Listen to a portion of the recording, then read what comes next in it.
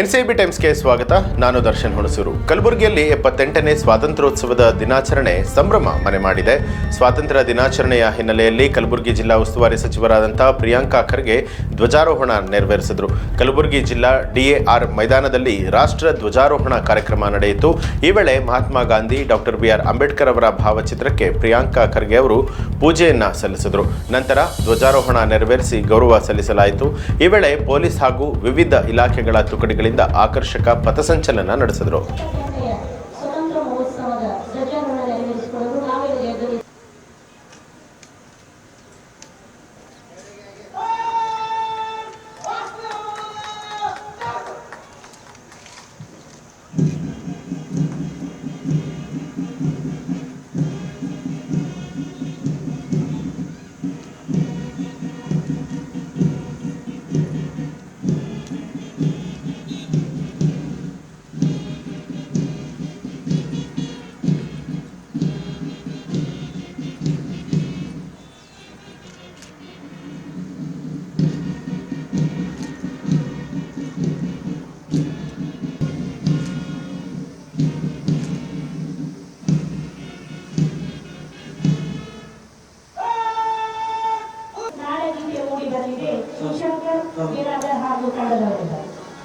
ಭಾರತ ಜನನಿಯ ತನು ಜಾತೆ ವರದಂಡ ಚೈತನ್ಯ ಪರಮಹಂಸ ವಿವೇಕರ ಭಾರತ ಜನನಿಯ ತಾಯಿಯ ಮಕ್ಕಳ ದೇಹ ಭಾರತ ಜನನಿಯ ತನು ಜಾತೆ ಜಯ ಹೇ ಕರ್ನಾಟಕ ಮಾತೆ.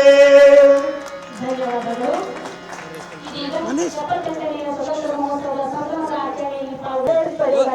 ಪರಿವೀಕ್ಷಣೆಗೆ ತೆರಳುತ್ತಿದ್ದಾರೆ.